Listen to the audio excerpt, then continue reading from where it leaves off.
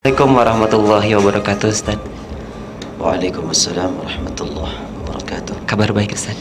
Alhamdulillah, izin Allah subhanahu wa ta'ala mempertemukan kita dan karunia Allah tercurah kepada kita sehingga kita dapat memelihara nikmat yakin, nikmat iman dimanapun kita berada, tidak pernah lepas dari penguasaan dan pengawasan Allah. Dimanapun kita berbicara, Allah mendengar. Dan kita berharap bahasan kita tentang Al-Quran ada yang merespon dengan qalbunya, dengan lisannya, dengan mungkin dengan matanya. Semoga ini semuanya adalah menjadi saksi nanti di akhirat bahwa kita adalah termasuk yang berupaya untuk mengisi kehidupan sesuai dengan aturan yang telah Allah tetapkan untuk kita. Dan ketika kita melaksanakan kehidupan, mengisi kehidupan dengan memperhatikan aturan Allah hanya untuk kepentingan kita. Allah tidak berkepentingan dengan ketaatan kita. Allah tidak akan rugi kalau kita maksiat. Allah tidak mengambil keuntungan kalau kita melakukan taat, tapi semata-mata untuk kepentingan kita. Dan insyaallah kita lanjutkan kajian surat Al-Baqarah ayat 255 memasuki firman Allah, wasi'a kursiyus samawati wal ard wa la ya'uduhu hifdhuhuma wa huwal aliyyul azim. Wasi'a, sungguh luas. Apa yang luas? Kursi Allah lebih luas daripada langit dan bumi. Luasnya kursi Allah melewati atau melampaui atau meliputi langit dan bumi. Langit, bumi. Langitnya disebut banyak.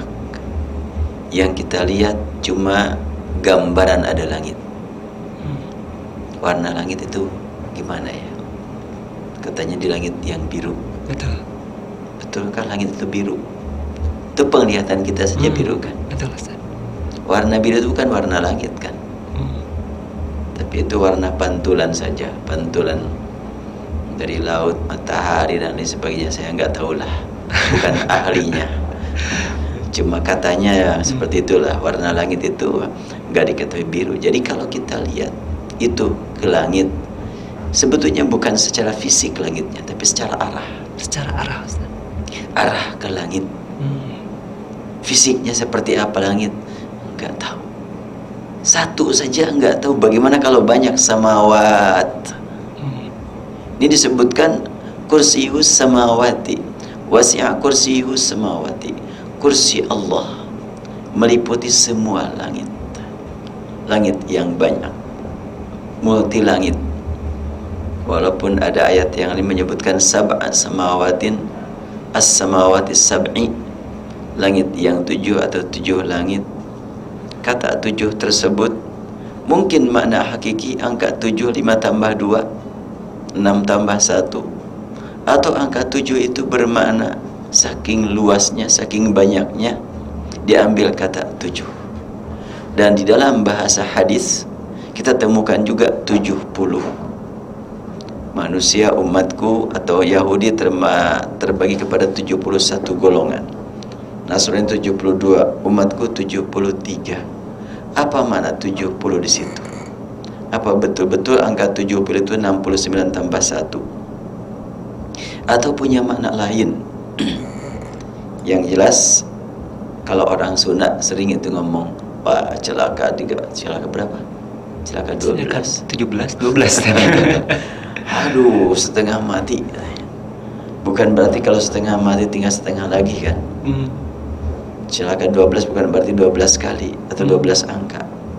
Tapi menggambarkan sangat berat. Sangat berat. Dan Al-Quran menggunakan kata 7 tidak selalu bermakna angka matematik, makna matematik. Umpamanya, mathalul ladzina yunfiqun amwalum fi sabilillah kamathali habbatin ambatat sab'a sanabil. 7 tangkai. Apa makna 7 tangkai? Itu juga sangat luas. Kemudian nuzul Al-Quran ala sab'ati ahruf. Al-Quran diturunkan dengan 7 huruf, atas 7 huruf.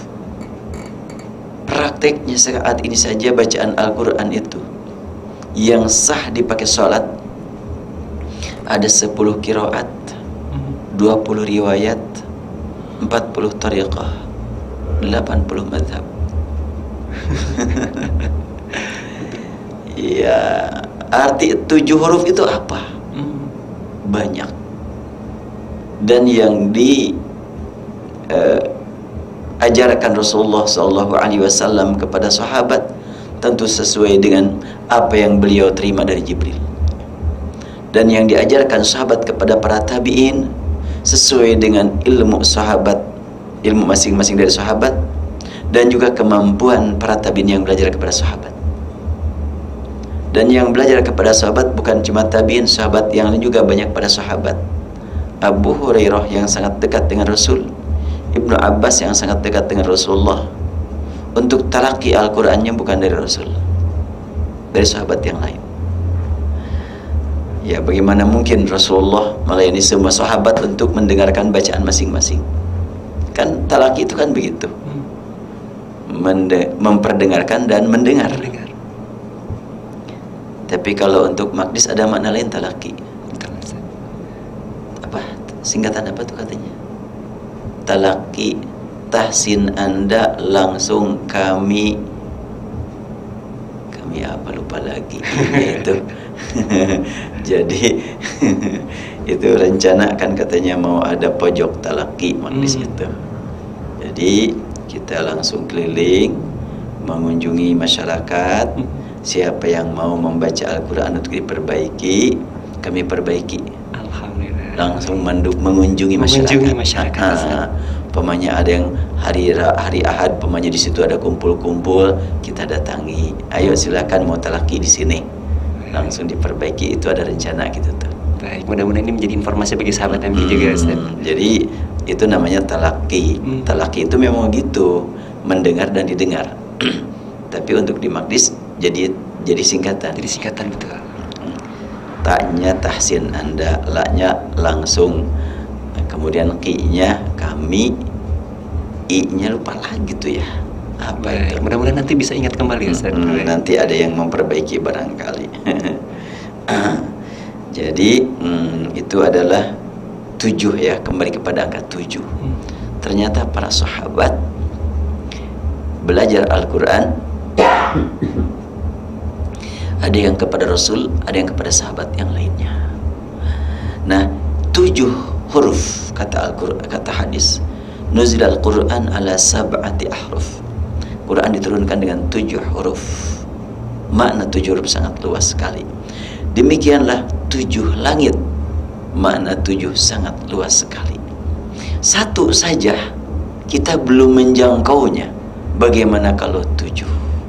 Dan bagaimana kalau angka 7 itu artinya banyak, multi langit. Wal arda, bumi saja yang kita injak ini kan belum terinjak semuanya ya. Bahkan yang keliling dunia pun, Ustaz. Aduh, saya tinggal di Bandung. Kang Ihsan juga di Bandung juga. Bandung ya? Benar, Ustaz. Nah, di Bandung sudah berapa luas Bandung yang sudah keinjak oleh kita? Berapa persen? Belum nyampe 5%. Belum nyampe 1% juga yang sudah keinjak. Bandung ini luas. Bagaimana sejabar, bagaimana se-Indonesia, bagaimana sedunia. Oh, itu baru bumi, belum langit. Makanya dengan kalimat wasi'a kursiyyus samawat, hendaklah kita merasa betapa kecil diri kita ini. Kursinya Allah meliputi luasnya langit dan bumi semuanya. Itu kursinya. Dan yang dimaksud dengan kursi di sini bukan tempat duduk. Allah tidak perlu tempat duduk. Kalau Allah perlu tempat duduk, sebelum kursi di mana duduknya? Nah, betul juga, Ustaz. Kan kursi kan baru. Betul. Diciptakan oleh Allah. Beda kalau saya sekarang duduk di kursi ini, kursi buatan siapa nih, nggak tahu lah. Kita memanfaatkan kursi buatan orang. Tapi kan semua makhluk ciptaan Allah. Kalau Allah perlu kepada sebagian dari makhluknya, lantas sebelum makhluk ada, bagaimana? Justru kita tidak paham kalau Allah perlu tempat duduk. Kalau Allah perlu tempat, Allah perlu waktu, itu tidak paham. Tidak bisa dipahami. Kalau Allah tidak perlu waktu, tidak perlu tempat, baru kita paham itu. Jangan dibalik. Wah, saya nggak ngerti bagaimana kok Allah nggak ada tempatnya. Justru kalau ada tempatnya kita nggak ngerti. Mestinya kan begitu. Sebab tempat itu baru, waktu itu adalah baru juga. Ciptaan Allah. Ciptaan Allah semuanya. Ada orang yang berkata, tidak ada yang bisa menguasai waktu katanya. Sebab waktu itu tetap hadir dari dulu, nggak pernah berubah-ubah. Sangat picik kalau memang dihubungkan dengan agama tauhid. Tapi kalau ukuran manusia bisa berkata begitu. Tapi kalau sudah kita kembalikan kepada penguasa, tadi malam ada orang yang tidur 8 jam, ada yang 6 jam, ada yang 5, ada yang 2 jam. Bagaimana perasaan orang yang tidur 1 jam dengan perasaan orang yang tidur 6 jam? Lamaan mana? Gak terasa kan? Berarti 6 jam sama dengan 1 jam kadang-kadang. Atau ada orang yang tidur cuma 10 menit, mimpinya sampai jalan-jalan ke Amerika segala macam. Tidurnya cuma 10 menit. Nah, itu kan waktu milik Allah. Jangan dipandang bahwa waktu tidak ada yang bisa menguasai. Allah penguasanya. Maka sangat mudah bagi Allah Subhanahu wa ta'ala untuk menghendaki, menakdirkan, menetapkan manusia dalam jangka waktu hidup dia umpamanya cuma 2 sampai usia 20, produknya banyak sekali. Ada orang yang hidupnya sampai 90 tahun, mana hasilnya yang bisa bermanfaat buat orang lain? Terasa gitu, begitu lama itu gak ada artinya. Dan sekarang juga mari kita hubungan dengan diri kita sendiri. Waktu kita ini adalah sangat berjalan terus kan, tidak bisa diulang lagi. Mari kita tanya, program apa untuk hari ini, nanti malam, dan besok? Jangan sampai kita tangguhkan kepada pekan depan, selama bisa kita kerjakan hari ini. Sebelum tentu waktu kita sampai pekan depan. Nah, inilah berbicara tentang masalah luas ya.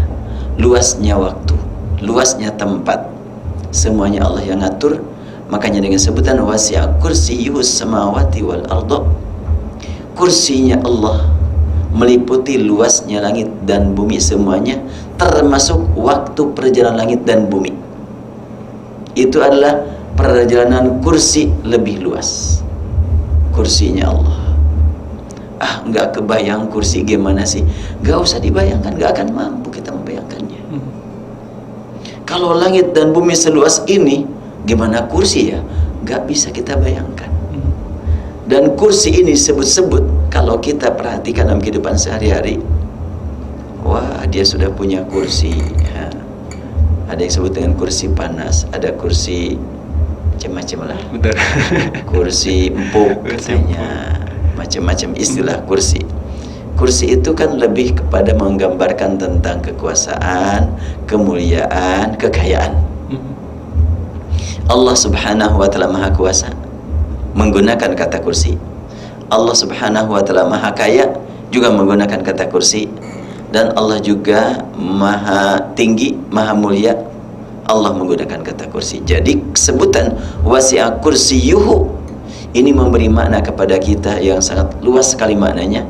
Namun sebahagian dari makna wasi'a kursiyyuhu artinya Allah penguasa langit dan bumi, Allah pengatur kehidupan yang ada langit dan di bumi, Allah penentu sampai kapan bumi masih wujud dan langit masih terbukti, masih terlihat, sampai kapan perjalanan manusia yang ada di bumi, dan sampai kapan gunung masih terpelihara. Itu semuanya terlihat dari mana? Wasi'a kursiyyus samawat wal ardh wala ya'uduhu hifdhuhuma wa huwal aliyyul azim. Allah Subhanahu wa ta'ala yang memelihara langit dan bumi, dengan adanya sebut-sebut kursi, sungguh mudah baginya untuk memelihara langit dan bumi. Adakah di antara kita yang melihat tiangnya langit sehingga kokoh kuat dari dulu, tidak pernah kedengaran bocor gitu ya? Tidak pernah roboh. Nah, apalagi roboh, bocor aja enggak, rembes aja enggak. Nih kalau langit-langit bangunan buatan manusia, ada rembes air, ada macam-macam. Dimakan usia waktu. Ya, makan usia. Langit, subhanallah. Allah Subhanahu wa ta'ala menegaskan dalam surat Ar-Ra'd, Allahul ladzi rafa'as samawati bighairi 'amadin tarawnaha thumma istawa 'alal 'arsy. Allah yang mengangkat langit. Allahul ladzi rafa'as samawati bighairi 'amadin, tanpa tiang. Yang kamu lihat, melihat enggak kamu tiang? Enggak. Bighairi 'amadin tarawnaha. Itu adalah jelas sekali kekuasaan Allah yang tak terhingga. Pikiran kita sangat terbatas. Apabila kita mau memaksakan diri memahami kekuasaan Allah, ya silakan pahami sebatas yang bisa dipahami sajalah. Yang tidak bisa dipahami, jangan salahkan alam. Tapi kemampuan kita sangat terbatas. Dan banyak orang yang menyalahkan kepada Allah. Kenapa kok bisa seperti ini? Kenapa? Ada orang yang jahat kok hidupnya lama. Ada orang yang soleh udah meninggal waktu muda. Ada orang yang rajin qiyamul lail, bisnisnya bangkrut. Ada orang yang tukang maksiat, durjana, maju usahanya. Gimana sih? Jangan nanya kepada Allah, tanya diri sendiri, bagaimana sikap kita terhadap yang semuanya itu. Sikap yang paling penting. Sikapnya saja. Iya. Sebab urusan kelebihan kekurangan semuanya juga milik Allah. Allah memberikan kepada seorang uang pamannya 10.000, kepada satu orang lagi 10 miliar. Allah yang mengatur. Dan baik 10.000 ataupun 10 miliar tergantung bagaimana pemanfaatan. 10 miliar tidak dimanfaatkan menjadi bencana buat dia. Bukan cuma di akhirat, di dunia aja repot. Banyak orang punya uang bingung, disimpan di mana nih? Susah, takut hilang. Disimpan di bank, takut kena inflasi. Akhirnya bingung aja sudah. Kata orang yang tidak punya uang, bersyukurlah punya uang. Kenapa kok sampai bingung? Iya, kamu karena gak punya, ngomong begitu. Coba kalau punya, lain lagi. Ya sama sekarang umpamanya kalau kendaraan. Orang yang tidak punya kendaraan sama sekali, melihat orang lain naik sepeda, enak ya kalau pakai sepeda cepat kita. Setelahnya dia punya sepeda, kemudian nanjak. Duh, kalau pakai motor nggak capek, nanjak juga. Kalau pakai motor mungkin tinggal ngegas aja. Sudah punya motor, hujan deras, wah kalau punya mobil nggak akan kena hujan deras. Kan begitu terus. Sudah punya mobil, mogok lah, kalau pakai motor mah bisa didorong. Mobil bawa sendiri nggak bisa didorong. Begitulah soalnya, makanya kalau kita berpikir tentang terus ke depan, boleh, tapi ke depannya akhirat. Jangan ke depan dunia. Kalau sudah masa depan kita akhirat, maka yang dekat ini adalah merupakan amal lapangan yang harus kita sikapi. Bagaimana sikap kita? Sikap kita terhadap sehat, sikap kita terhadap sakit, sikap kita terhadap kekurangan, sikap kita terhadap kelapangan, semuanya sikap yang paling utama. Rasulullah hamba pilihan Allah termulia, makhluk termulia, rahmatan lil alamin, la'ala khuluqin azim, kata Al-Quran, engkau berada di atas akhlak yang agung. Rasul sakit biasa, Rasul juga sedih biasa, menghadapi problem, masalah pribadi, keluarga dan tetangga biasa, masalah ekonomi, masalah politik biasa, semuanya itu.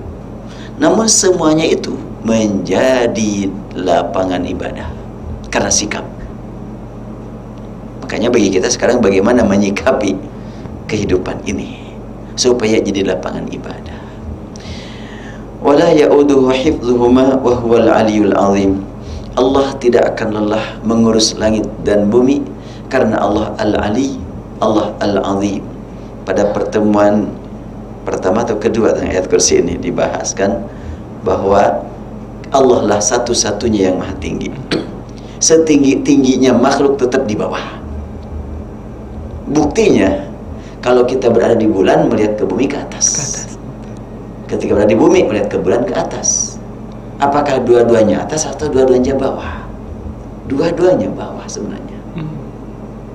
Jadi sekarang ini kita di bumi di bawah bulan. Kalau ada orang yang mendaki bulan, bulan di bawah bumi. Karena dari bulan melihat ke bumi ke atas. Nah, yang benar-benar atasan kita adalah Allah Subhanahu wa Ta'ala. Oleh karena itu kembali kepada awal. Atas yang hakiki tidak ada kaitan dengan tempat. Atas yang hakiki. Tidak berkaitan dengan tempat saja, Pak. Sekarang umpamanya sebagai seorang karyawan dalam satu perusahaan, datang lewat itu siapa? Itu atasan saya. Padahal kita sedang berada di atas, dia berada di bawah jalan kaki di jalan. Itu atasan saya. Nah, kan? Nah, itulah kalau makhluk disebut atasan, kadang-kadang di bawah. Kalau menteri luar negeri sedang terbang ke Amerika, ditugaskan oleh presiden yang sedang berada di istana, mana atasannya? Presiden atasannya kan? Betul. Padahal yang ada di atas adalah menteri luar negeri. Nah, begitulah selanjutnya. Nah, kalau sesama makhluk saja seperti itu, bagaimana hubungan kita dengan Allah? Makanya mengatakan atas kepada Allah itu tidak ada kita dengan tempat, tetapi semata-mata kedudukan Allah yang maha tinggi, yang maha atas, yang maha luhur, yang maha agung, dan kita sangat hina, sangat rendah, tak berdaya. Baik, Terima kasih Ustaz. Mudah-mudahan ini menjadi kesadaran bagi kita agar senantiasa beribadah kepada Allah Subhanahu wa taala. Dan sahabat MG, tentunya kami akan kembali beberapa saat lagi masih dalam kajian motivasi Al-Qur'an bersama Kiai Haji Dr. Saiful Islam Mubarak. Arsy ini terbuat dari air, dan apakah irama dalam membaca Al-Qur'an seperti bayati, hijaz dan lain-lain juga berasal dari Rasulullah SAW? Silakan Ustaz. iya. Terkait dengan arsy, apakah dari apa dan bagaimana, cukup kita imani saja. Imani saja. Sebab walaupun diterangkan, nanti akan muncul lagi pertanyaan berikutnya, karena tidak akan sampai ke otak kita untuk memahaminya. Cukup kita imani, arsy kita imani, kursi kita imani. Adapun berbagai keterangan dari para ulama, kita hargai. Yang boleh jadi berbeda antara satu dengan yang lain. Dan urusan gaib, tidak ada dalil yang pasti selain Al-Quran. Kalaulah ada hadis, harus hadis mutawatir. Ini urusan gaib. Nah, kursi ini urusan gaib. Jadi kita tidak maksa-maksakan diri untuk membayang-bayangkan seperti apa kursi. Wah, luasnya bagaimana? Nggak akan sampai lagi. Apalagi pemanya di atas arsy, di atas air, dan semuanya itu adalah tentu ungkapan-ungkapan tersebut kita hargai. Ya, wallahu alam, kalau sudah berbicara yang hal tersebut adalah berlandaskan hadis mutawatir ataukah bukan? Kalau dalam Al-Quran tidak disebut. Nah, kemudian termasuk pertanyaan kedua masalah irama. Irama, betul, baik. Ustaz, sebelum kita terlanjutkan, ada yang sudah masuk di layar telepon. Kita akan sapa terlebih dahulu. Assalamualaikum warahmatullahi wabarakatuh. Waalaikumsalam. Ya, silakan Ibu. Assalamualaikum Ustaz. Waalaikumsalam warahmatullahi wabarakatuh. Ini ada dua pertanyaan. Yang pertama, ketika kita dihadapkan antara musibah dan kesenangan. Agak dekatkan itu Ibu mic-nya. Mic-nya kurang jelas suaranya. Ya, ketika hidup ini tidak lepas dari dihadapkannya musibah dan kesenangan. Jadi berlaku sabar dan syukur. Iya. Ketika musibah, kita tetap harus bersabar, menerima musibah tetap dijalankan. Kemudian ketika musibah pun kita harus bersyukur bahwa ketika musibah itu menambahkan sinyal kasih sayang Allah. Kemudian ketika dikarunia kesenangan, kita pun harus sabar dan dikhawatirkan terpeleset dengan tamak sehingga tidak ingat kepada Allah. Kesenangan pun atau karunia yang diberikan Allah berupa kesenangan, kita tetap bersyukur. Sebab ada ayat yang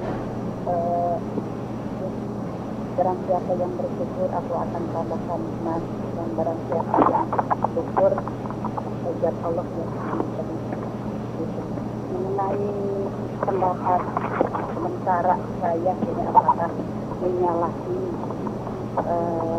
prinsip ajaran Islam bahwa ketika kita menerima musibah ataupun karunia kesenangan itu tetap bersifat sabar dan syukur. Jadi dua-duanya berlaku. Itu yang pertanyaan yang pertama. Kemudian yang pertanyaan yang kedua, ketika sholat saat berdialog dengan Allah, saya pernah ya istilahnya diganggu lah gitu. Ketika khusus-khususnya dengan Allah, ingat hal-hal yang di luar sholat gitu. Kemudian ketika itu pula saya ingat kepada Allah, kemudian berlindung, ya Allah, ya Allah, ya Allah gitu. Kuatkan gitu. Apakah ini salah sikap saya ini? Secara spontan aja ini. Jadi ketika saya dihadapkan hal-hal yang di luar sholat, kemudian ingat ya, karena saya ini sedang berhadapan dengan Allah, sedang dialog dengan Allah, kemudian minta dikuatkan pada saat itu pula, ya Allah kuatkan gitu. Nah, itu apakah salah pernyataan saya ini? Baik, ya. Iya, Waalaikumsalam warahmatullahi wabarakatuh. Silakan Ustaz. Perjalanan hidup memang merupakan perjalanan yang penuh dengan ujian. Pada saat yang sama Allah beri bekal untuk menghadapi ujian tersebut. Dan bekal ini ada berupa akal, berupa jasad, berupa qalbu yang diisi dengan keyakinan. Bekal yang paling utama adanya iman. Maka dengan adanya iman, musibat pun akan menjadi peningkatan amal. Dengan adanya iman, kelapangan harta, kesehatan akan menjadi peningkatan amal. Ingat sabda Rasulullah, ajaban li amril mu'min kullu amri khair wa la yakunu dzalika illa lil mu'min. Idza asabat sarra syakar fa kana khairan lahu wa idza asabat dharra sabar fa kana khairan lahu. Sangat mengagumkan kehidupan orang mukmin itu. Segalanya dapat mengagumkan. Sangat mengagumkan. Bagaimana tidak? Dan hal itu hanya diterima oleh kaum mukminin. Bagaimana prakteknya? Ketika orang mukmin itu mendapatkan kenikmatan, kelapangan, meningkat pula syukurnya. Syukur merupakan kebaikan. Perintah Allah, walaqad atayna Luqmanal hikmata an yashkur lillah. Wa man yashkur fa innama yashkuru li nafsihi. Wa man kafara fa innallaha ghaniyyun hamid. Kami datangkan kepada Luqman al-hikmah. Isinya apa? Bersyukurlah kepada Allah. Yang bersyukur ya buat dia juga. Allah tidak berkepentingan dengan syukur hambanya. Bersyukur ataupun kufur, Allah tidak akan kekurangan kemuliaan, tidak akan menambah kehormatan, enggak. Sudah maha mulia, maha agung. Kemudian kita nikmati segala macam kehidupan itu dengan kenikmatan iman. Ketika sakit, banyak zikir, jauh dari maksiat, kita syukuri.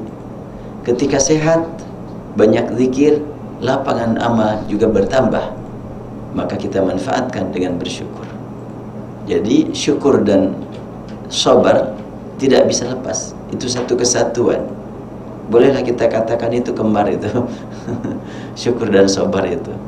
Sabar akan sempurna kalau pakai syukur. Syukur akan sempurna kalau dengan sabar. Syukur praktiknya bagaimana? Mau bersyukur kepada Allah, ibadah qiyamul lail, ingin malam ini umpamanya 4 jam. Kalau tanpa sabar gak akan nyampe itu 4 jam tuh. Betul. Saya mau bersyukur dengan banyak membaca Al-Quran. Tanpa sabar gak akan banyak dibaca Al-Quran. Betul. Baru aja beberapa halaman, aduh gak kuat nih, udah banyak urusan nih, bosan ini, capek nih, ngantuk nih, dan sebagainya. Perlu sabar.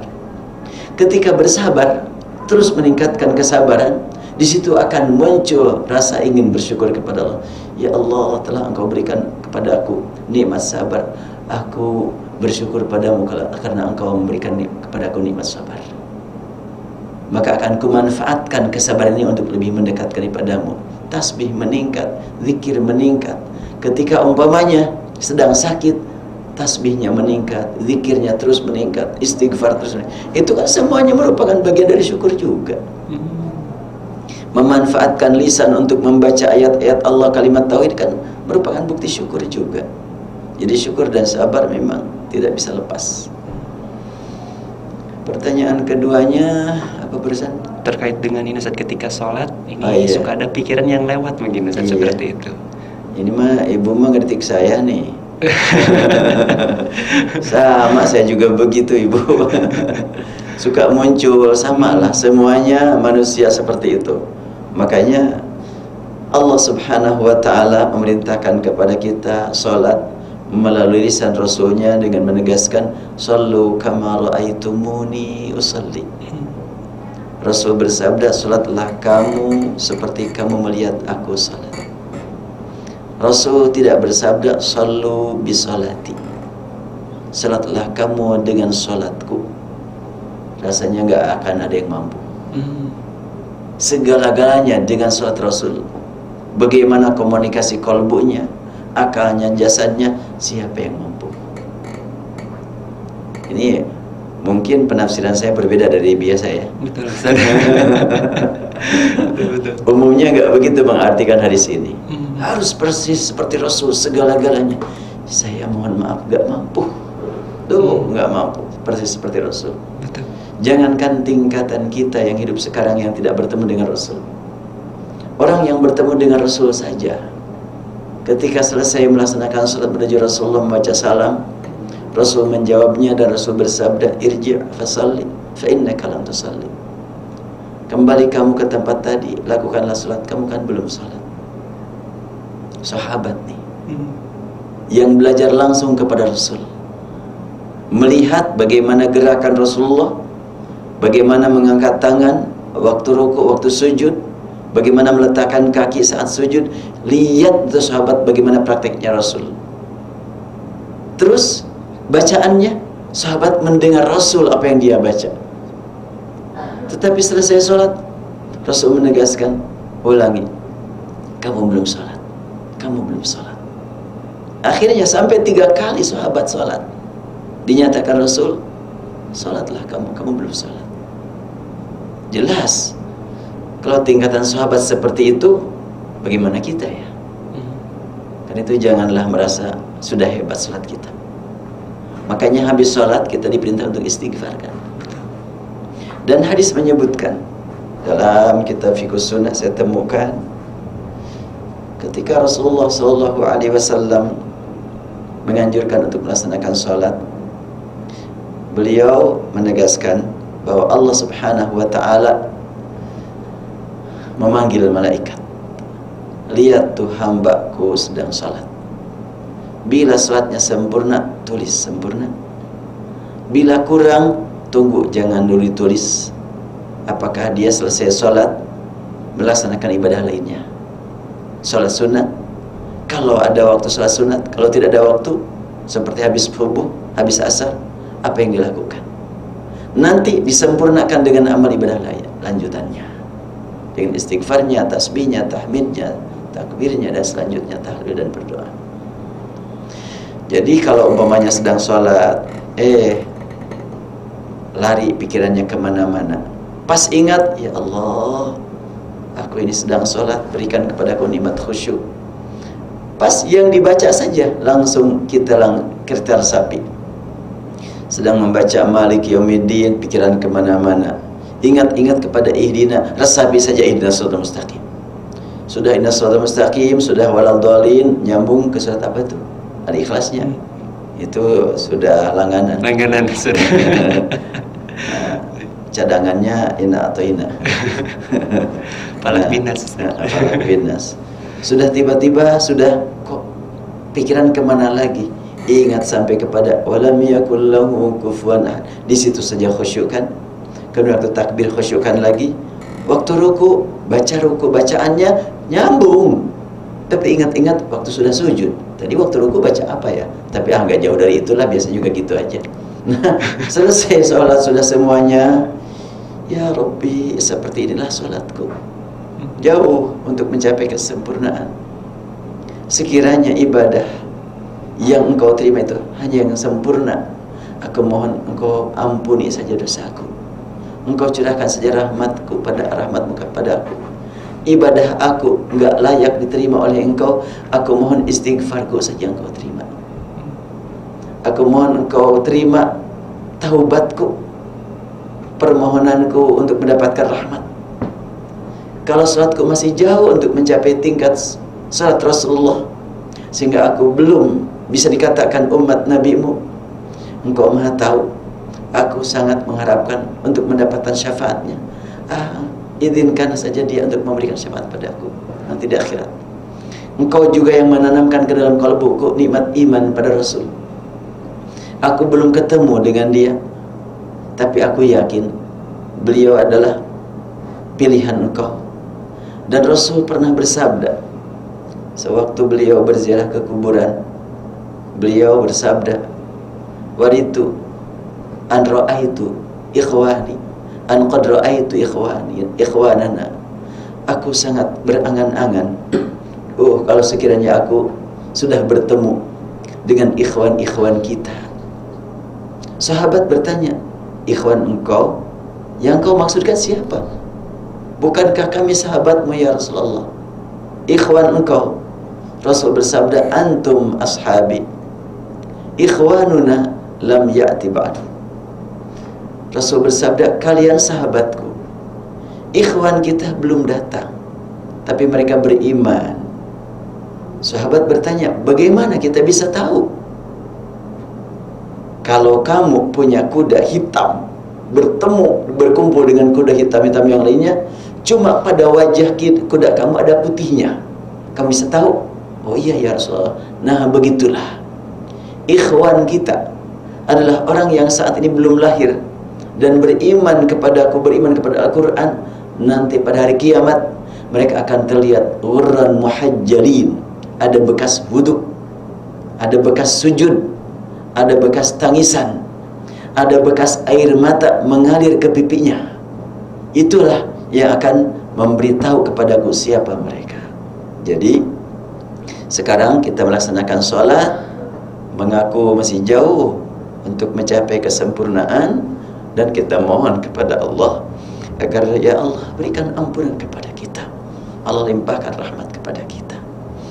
Baik, itu aja dulu mungkin. Baik Ustaz, tadi ada yang belum terjawab bisa di layanan SMS untuk yang murotal tadi Ustaz, yang hijaz dan juga irama-irama membaca Al-Quran sudah dikenal sebelum Al-Quran turun. Hanya penamaan itu belakangan. Tapi irama-irama itu sudah ada karena sudah biasa dipakai oleh para penyair. Syair-syair Arab itu sangat kaya sekali dengan irama. Sebab saya pernah belajar sedikit tentang ilmu syair, ilmu arud namanya. Itu sampai 16 macam. Jadi kalau sekarang dikenal maqamat di Maqdis cuma 7. Macam 7 teh, kumpulan teh. bahasa hiji karas. Bahasa hiji karas ya. Bayati, Soba, Hijaz, Jiharkah, Nihawan, Sika, Ros kan itu ya. Iya. Bahasa hiji karas. Ya 7. Nah itu 7 itu bagian dari sekian jumlah yang cukup banyak. Nah tentu sudah biasa dipakai itu oleh orang-orang terdahulu. Makanya Rasul menegaskan Iqra'ul Quran bilihunil Arab. Bacalah Al-Quran dan mengikuti irama orang Arab. Karena cukup kaya irama orang Arab itu. Kaya sekali. Nggak kekurangan lah irama itu. Dan ternyata irama tersebut disesuaikan dengan panjang pendeknya. Nah karena syair itu kan sudah ada kaidah-kaidahnya. Umpamanya kan ada kaidahnya, ada kerangkanya. Ada kerangka fa'ulun mafa'ilun, fa'ulun mafa'ilun, ada fa'ulun fa'ulun fa'ulun, ada mustaf'ilun mustaf'ilun mustaf'ilun, ada begitu tuh. Kalau punya mustaf'ilun mustaf'ilun seperti umpamanya ya, yang hafal alfiyah itu apa tuh? Kalamuna lafdun mufidun kastaqim masmun wa fi'lun thumma harfun lil kalim. Itu kan mustaf'ilun mustaf'ilun mustaf'il mustaf'ilun mustaf'ilun mustaf'il itu kan. Itu sama tuh. Nah, itu ada iramanya itu. Jadi antara fa'ulun fa'ulun dengan fa'ulun mafa'ilun, ada mustaf'ilun mustaf'ilun, beda-beda iramanya. Nah, itu artinya bahwa irama membaca Al-Quran sudah dimiliki sebelum Al-Quran turun. Sebagaimana bahasa Al-Quran sudah dipakai oleh orang-orang Arab sebelum Al-Quran turun. Cuma pas turun Al-Quran, ternyata bahasa Al-Quran di atas bahasa mereka. Demikian pula irama Al-Quran di atas irama syair. Tuh ketinggiannya. Contohnya umpamanya kan, sewaktu Rasulullah SAW tiba di Mekah, di Madinah, kan disambut dengan nasyid. Tala'al badru alaina min thaniyatil wada'. Kalau dipakai Al-Quran irama itu, Alhamdulillahi Rabbil Alamin Ar-Rahmanir Rahim Maliki Yaumiddin. Kan lebih terasa, lebih kaya kalau digunakan untuk Al-Quran.